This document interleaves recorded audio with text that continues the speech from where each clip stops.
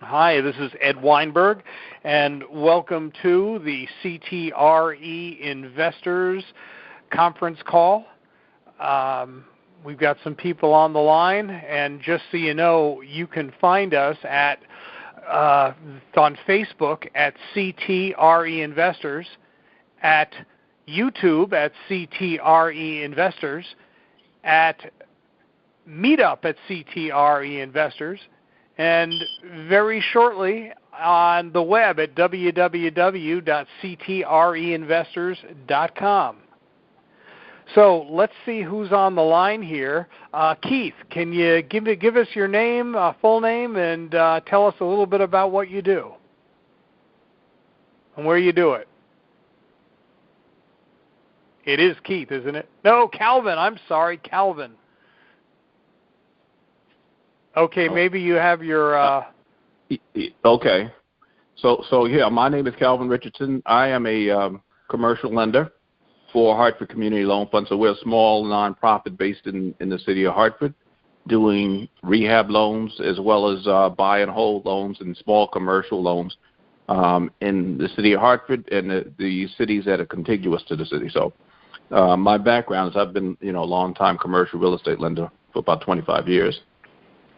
I am now the proud owner of a small real estate investment firm with a partner, and we are working on our second house that we've acquired. So we just formed a partnership a little less than a year ago, and we're working on our second house. So we're very, very happy about that.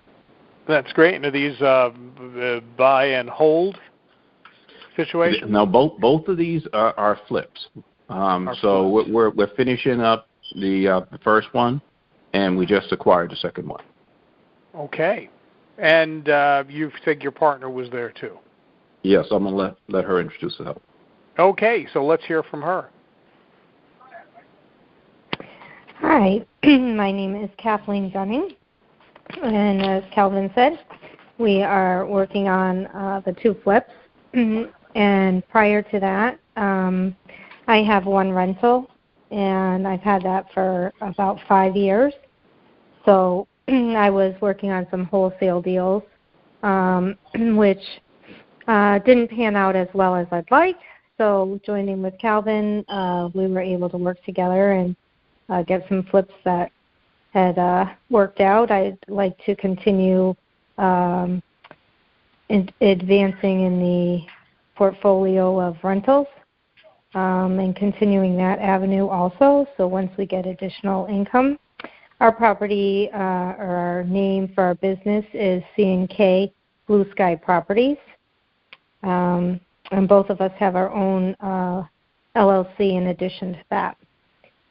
So I have Personalized Properties USA, and Calvin has Park Realty Investments. Okay, and so do you each have your own LLC, and do each of your LLCs own the partnership or own one that you own together? The Blue Sky Properties we own together. That's our partnership together, and then each of us own our own LLC separately. Okay. All right. So let's talk a little bit about me. I am a real estate agent at Keller Williams. I am also an investor, and I've been investing since the mid '80s. I've owned. I've done buy and hold. When I flipped my first house, I didn't know it was called flipping because there were no TV shows. All right, that was a joke. I wanted some chuckling, but this is a rough crowd. All right, let's go to Peter. Peter, first, this is Peter DaSilva. And Peter, why don't you're our featured speaker today, so why don't you first start by telling us about yourself and your company, and then we'll start talking about floors. All right, well, my name is Peter DaSilva. I work for Valley Floor Covering in Naugatuck, Connecticut. We're located on 562 Rubber Avenue. And I've been doing the flooring business. I've been in the business for about 18 years. The company's been in business for about 28. We run 12 crews every day, Monday through Saturday, sometimes Sunday. And pretty much we do everything, any kind of flooring. You got your vinyl plank, your sheet vinyl, your carpet, your hardwood, your laminate, ceramic tile, refinishing, pretty much anything. I do deal a lot with people who do house flipping, so we do have certain products that they always like to use. But that's pretty much it. Okay, so that's who you are. So let's talk a little bit about some finishes. Like most of us know pretty much what hardwood is, because that's basically a wood floor. Well, what kind of woods do they normally use in hardwood? Pretty much everybody still likes to use oak. Your solid 3/4 inch red oak. And most houses will use a select grade, which has a lot less grades and a lot less knots and mineralization in it. But there also is different grades like common grade and cabin grade, which are a little less expensive, but it does have a lot more variation to it, which a lot of people don't really prefer. But so it's although it's all red oak, you can stain it to different colors so that you can make it look like just about anything you want, right?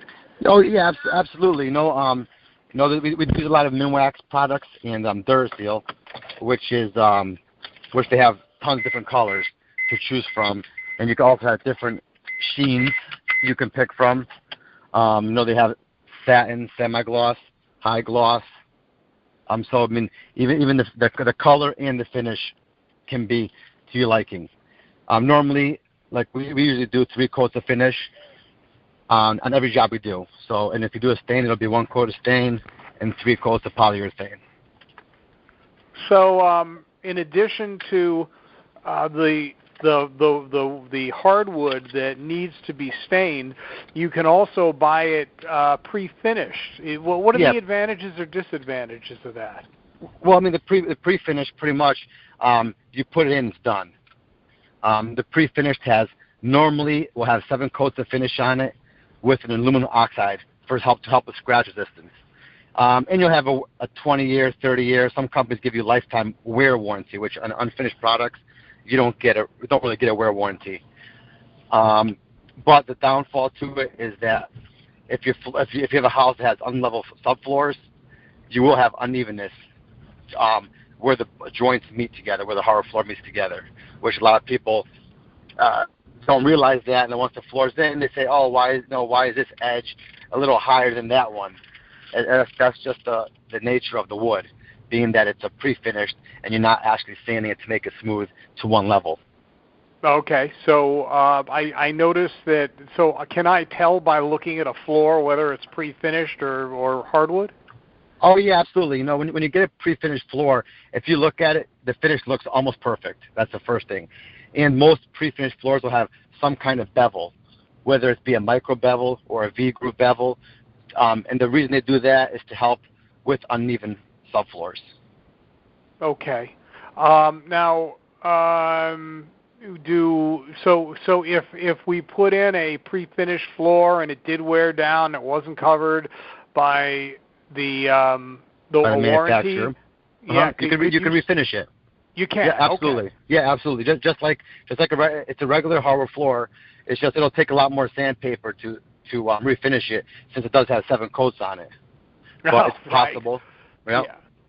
So, do you? How many times if you say I've got a hardwood floor? I guess a lot of houses around here are built in maybe the teens or maybe the 20s or 30s, and they've got hardwood floors in them. How many times can you refinish those before you have to replace them? Well, it depends on how many times it's been refinished before, and how bad the scratches are and how deep they are. But normally you can get at least 3 refinishes out of a floor, out of a solid floor. Now on a whole, if you count both the labor and the purchase price of the floors, is a pre-finish going to be more or less expensive than a hardwood? Well, the pre-finish they make all different grades. So you got your your common grade, which is pretty inexpensive, and you got your select grade. And just like the unfinished wood, it's pretty much the same. You got your common, you got your select grade. I tell people all the time, they're pretty much in the same price range. Okay. It's just, just that the pre-finished, like I said, is a more perfect finish to it. And again, and if you have a house that's finished and cleaned, you have no dust. As in refinishing, you have a dust. You have dust unless you do a dustless system, which not a lot of companies do. Okay. So I guess the next, as we're kind of going in order here, I guess the next kind that is, would it be? We're starting with hardwood and pre-finished. It's about the same price. Now, how about if we went to engineered hardwood? What makes that? What is it? Well, engineered just structurally it's better for humidity. You can put an engineered floor on top of concrete. You can glue it together. You can directly glue it to a concrete floor. Solid wood floors you can't put on top of a concrete floor because it can't take the moisture. It's got the same finish as a pre-finished floor, but it's layered. So when it's made, it's got plywood layers with a finished veneer on top.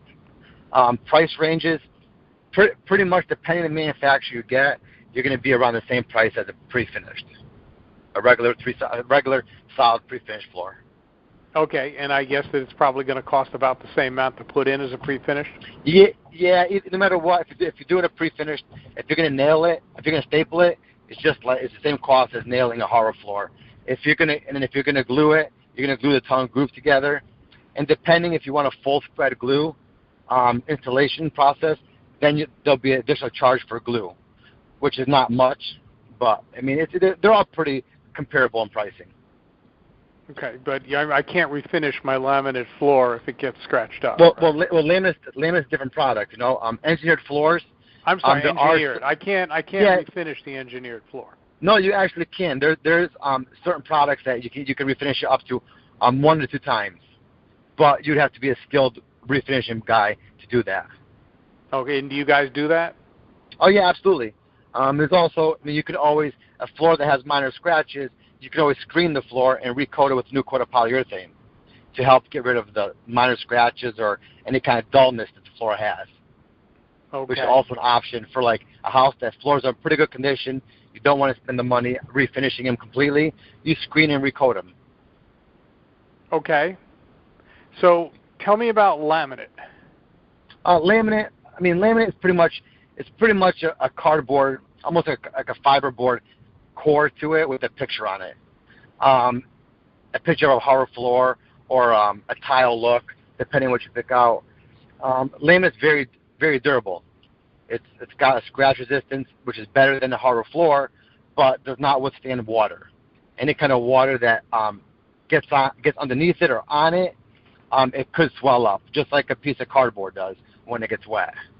Okay, so we don't want to put this in the bathroom, and maybe in the kitchen or not in the kitchen. Well, not a lot of people don't really put it. I wouldn't recommend it in the bathroom. At least a bathroom with a shower, I wouldn't put it in there.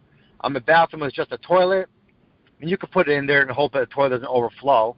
But in the kitchen, people have done it for many years since the product's been out. But it's more for living rooms, for bedrooms, and even for rental properties, because of the durability. Again, the finish on it is very hard, and it's going to take a lot to scratch a finish on a laminate flooring. Okay. Now, I guess that you mentioned vinyl plank before. Yeah, vinyl plank is a new product that's been out maybe for a couple of years now. It's installed like a laminate floor, interlocking, or they also make a direct glue-down floor. It's got the same finish as a laminate, so it's very durable and scratch-resistant to a point, but it is 100% waterproof. You can literally take a hose it down, and the floor will not get damaged. If you get water underneath it, you can take it apart. If it's interlocked, take it apart and put it back together and reuse the floor. Wow. So, they make different grades. You got your 6 mil product, which is thinner, your 12, your 20, and depending where you're going to put it, that's where you would see which product will work best for you. If you have a basement that you use just to hang out and stuff at home, or just to make it look nice. No, a regular basic 6 mil, whether it's interlocking or direct glue down, will work. If you're in a commercial setting, you want to use something like a 20 mil product, which got a 20 mil wear layer, and will wear better and scratch a lot. It won't scratch as easy as a 6 mil. Okay, now I can put this over concrete or over yep. anything, right? Yeah, you can put it over. You can put it over concrete. You can put it over hardwood floor, which is nice because normally you can't put anything over hardwood floor unless it's a solid product. Otherwise, it'll telegraph through the floor. But if you do an interlocking vinyl plank, there's no need for new subfloor.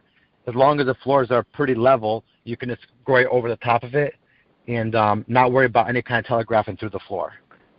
Now, is this going to be a lot less expensive than hardwood, or does it depend on the?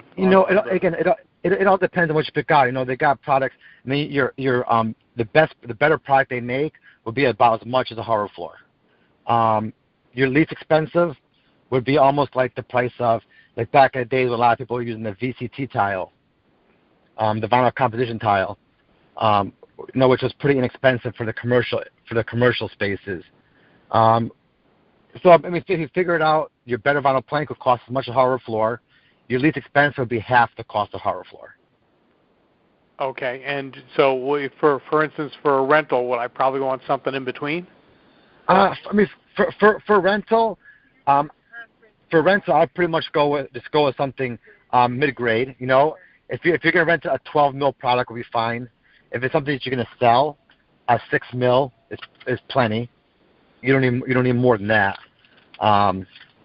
But again, it all depends on where the house is. Also, if you're in a higher end place, you want to go with something a little bit better. It'll look a little more realistic.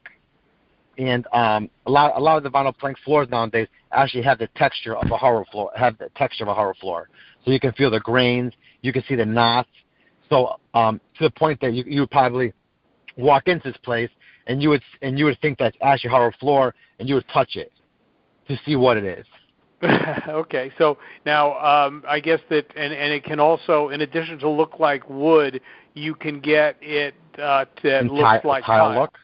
Right. Tile look, bamboo look. They make it in a concrete look. They make it in a canvas look. A lot of different styles. I mean, a lot of different looks, a lot of different textures. It's become so popular that a lot of people are using it for office buildings. They even got vinyl plank that actually looks like carpet. It has a look of a carpet, but it's actual vinyl. But it wears a lot better than carpet, I assume. Doesn't get as dirty as carpet. Well, it's actually vinyl. It's a vinyl tile, so it's not carpet at all. But it just the way they imprinted it, it looks like from far away it'll look like a carpet, but it's actually vinyl. Okay, but it doesn't have a texture. Does the texture make it more difficult to clean? No. It's a lot of the products nowadays. Almost every product you buy has some type of aluminum oxide finish to help with scratch resistance. Also, that a lot of companies use a 3M finish on them so that nothing sticks to it anymore. Back in the days when they had old linoleum floors or vinyl floors, the floors you had to wax them all, strip them and wax them to keep them looking nice. And if you didn't within time, they looked old. But they really weren't getting old. They were just getting dirty, and everything was sticking in between the grooves. Now all the new finishes they have, nothing sticks to it anymore.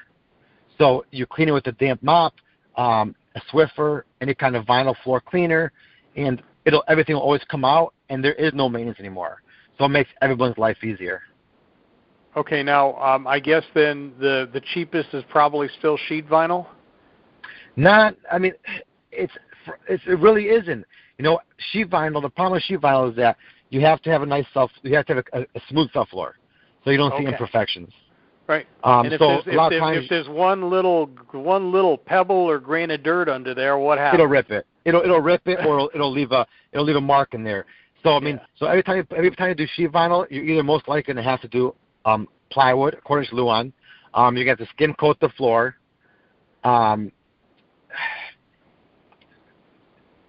You have to skim coat the floor, and it's got to be pretty smooth.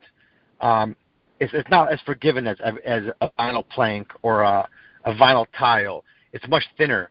But nowadays they also do make sheet vinyl that is a floating sheet vinyl, which you do not have to adhere to the floor. You can actually just cut it in place and then put shoe molding over it, or a baseboard or a vinyl co-base, and not have to glue it down, which not gluing it down will help from telegraphing. So if you have a vinyl floor down now that's down good, but you don't want to spend the money prepping it or putting down new plywood, you can actually take a floating vinyl floor in a sheet and you just lay it over the floor, and that's it. You don't do anything else. Okay. Now, tile. I guess for up here in the Northeast, we basically typically put it in the kitchen and the bathroom. Although in other parts of the country, they might do half the house in it. So yeah, in Florida, in Florida a lot. They do a lot of tile in Florida. Tile nowadays around here, tile not very popular anymore for kitchens. A lot of kitchens, a lot of people are doing hard floors, trying to get the whole open floor plan concept. So they're not really breaking up kitchen from living rooms and dining rooms and putting different flooring anymore. They're doing the same flooring throughout the whole house, other than the bathroom, which a lot of people still like to do tile in the bathroom and the floors. But mostly for like the rest of the house, it always looks nice having an open floor plan where all your flooring is one flooring, and it makes everything look bigger. No, but yeah,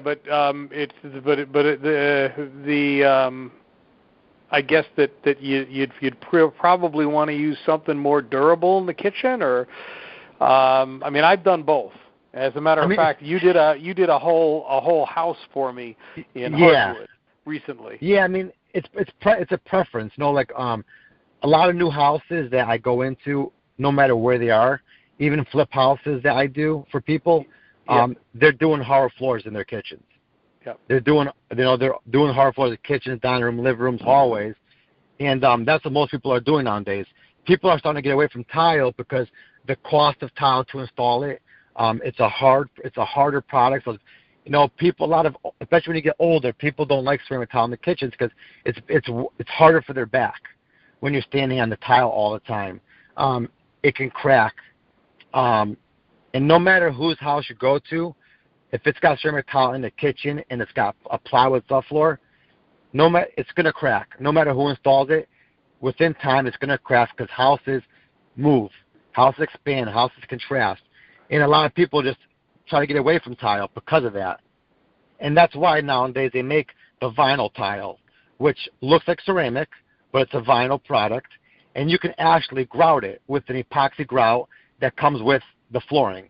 It's actually more like an acrylic. And you use spacers to install it, but you would install it with a pressure-sensitive adhesive. So it's easier to do. But you have your grout that will never stain, and you have a vinyl tile that is softer, warmer, and easier to maintain. Wow. And now how does that compare to the price of ceramic, hardwood, or vinyl? Again, it depends on what you pick. You know, they have inexpensive but normally the way it works, when you get into inexpensive floors, it just looks inexpensive. When you get a better floor, it looks more realistic, and it just looks more like a stone. If you're doing a tile, vinyl tile, or a wood look vinyl, the better it is, the more realistic it looks. Okay. All right, and I guess that carpet is kind of out of favor these days. Yeah, I mean carpet. Not too many people do carpet anymore. Especially rental properties. I don't recommend it because you know what? They don't take care of the carpets. So you end up replacing the carpet, every other year. So I tell people all the time, do a vinyl plank, do it once, get 5-10 years out of it. You're paying a little more, but it's not that much more at the end. At the end, it's really not that much more. Okay. So let's see. I think I've kind of run out of questions here. So Kathleen or Calvin, do you have anything, any questions that you want to ask, or maybe ask a question about what you're going to do in your new flip? Well, this is Calvin. I do have a question. Yes. Folks still using carpeting in the bedrooms? Is that sort of what's going on now? Or are you seeing more hardwoods there as well? It depends on what you're looking to get for the house. If it depends on the area. That's pretty much the way it works.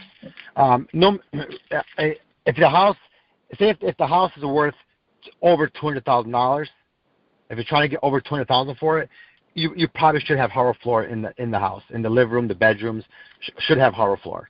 It'll be a lot easier to sell. If you're trying to get 120 for a house, 125, stick with the carpet, because the house is probably not worth it's probably not worth enough to really waste the money on hardwood floors. So a lot of people might end up doing a laminate floor.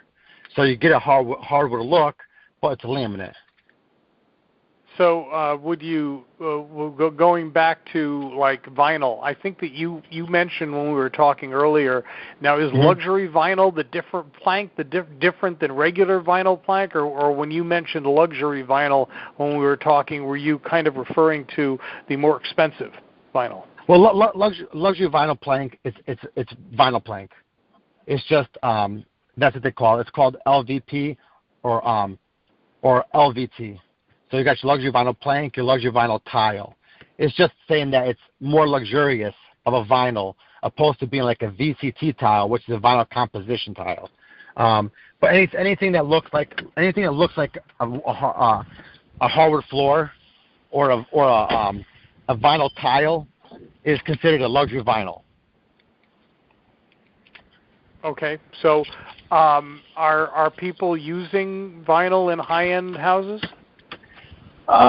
You know what? Or what? Tell me what price point I might think about, or what range I think about using vinyl.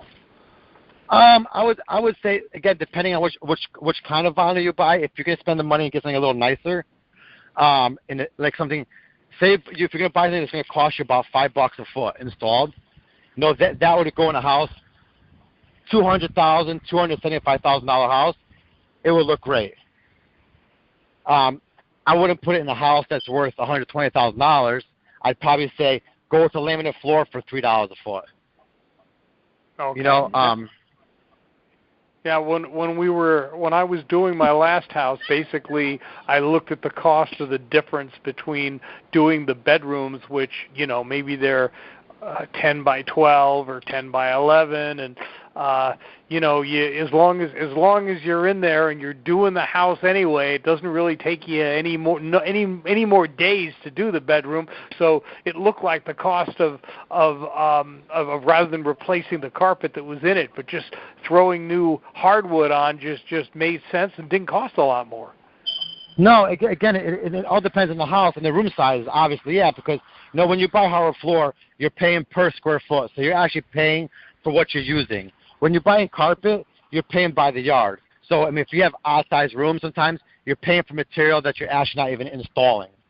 So sometimes it offsets it a little bit, and it helps out with the price that way. Okay.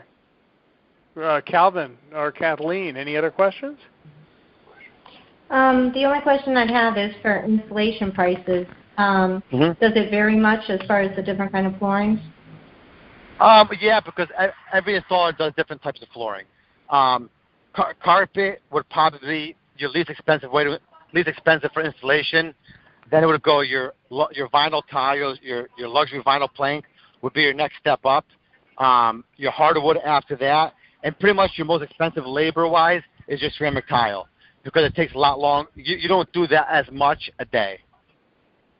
And you have to take your time and be more meticulous, and then have to go back and do the grout. So ceramic tile normally is the most costly. Now you're not going to do a shower in vinyl, are you?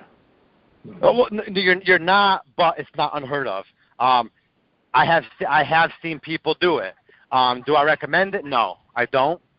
But I have seen people do it. Normally, you want to stick to your tile or your 3-piece tub surrounds. Again, depending on what kind of house it is. Okay. So, Peter, hey, this is Calvin again. Hey, Calvin. I assume that the luxury vinyl tile, the groutable tiles, are probably a little bit more expensive to install than your typical plank. Yes, only because the grout procedure. The grout for it, it's a latex grout. It's a little more expensive, and it'll take a little bit longer, another day to grout it. So yes, when you do a grout for a vinyl tile, normally it's about 50 cents more a foot than a tile that's not being grouted. Okay, that's good. But if you were putting down tile, regular tile, you'd have to grout that anyway. So it's yes, and it would take the extra day. And not only would you have to Absolutely. grout it, but you got to seal it also. So that's another day, isn't it, or not? Well, you don't have to seal it. Maybe it grows down days and it's already. So okay, when so you you do don't your have grout, it's already in it. Okay, for ceramic tile, do you have to you have to seal the grout? You can if you want. We're losing you. You want, but once you do it, you have to continue sealing it. So because it does wash out. Okay, and most of us don't reseal our grout, right? No. I mean, no one sits there with a paintbrush doing your grout joints. You know, it's just no one does it. I mean, they might do it for the first 1 or 2 times. After that, you pretty much stop doing it. So what I recommend is doing a grout that either has a sealer in it already, an additive in it, or just pick a grout that's natural and it's a color that won't stain easily. Okay. All right. Hey guys, I hate to cut this short, but I do have to do something else I got to do right now for my son's baptism. Okay. So I have to take off, guys. So Peter, thank you for joining us, and again, yes, you're thank from you, Ed. Valley Floor Covering. Yep, Valley Floor Covering, Naugatuck, Connecticut. You can give your number if you want. Yes, it's 203-723-6978. We do any flooring, and I'll be anybody's price. Hey, Okay. Peter, can I ask you one last question? Yes. What is your territory that you cover? I'm assuming you do I go the entire anywhere. state of Connecticut? Anywhere. I'll go anywhere there's work. And Okay. all my installers work for me only. So they're not random people that other guys hire. They work for me. They've been with us for 25 years. Some of the installers. So you won't have a stranger. You don't have a stranger going to your house. And obviously we're fully insured. And if there's ever an issue, you can speak to me any time of the day. Fantastic. Thank you very much. Appreciate your time. Thank you. All right, guys. Thank you so much. All right. So I appreciate it. Thank you again, Peter, and thank you for joining us, Calvin and Kathleen. What's your last name? Dunning with a G. D. All right. Thank you very much, guys. Okay. Bye, Peter. I appreciate it. Bye. Okay. Can you spell that, your last name, Kathleen? Gunning. Okay. Gunning. Got it. All right. Okay, so thank you for joining us. This has been the CTRE Investors Conference Call, and you can look for a transcription of this and for the audio on www.ctreinvestors.com. And we'll see you again. I guess the next one is going to be on the third Thursday, which is October 19th. Where we're going to have Sean Wilder of Lost Mitt talk about short sales, how to do them, and what he does to do them, and how he can help you by doing them for you. So everybody, have a nice week. Okay, thank you, Ed.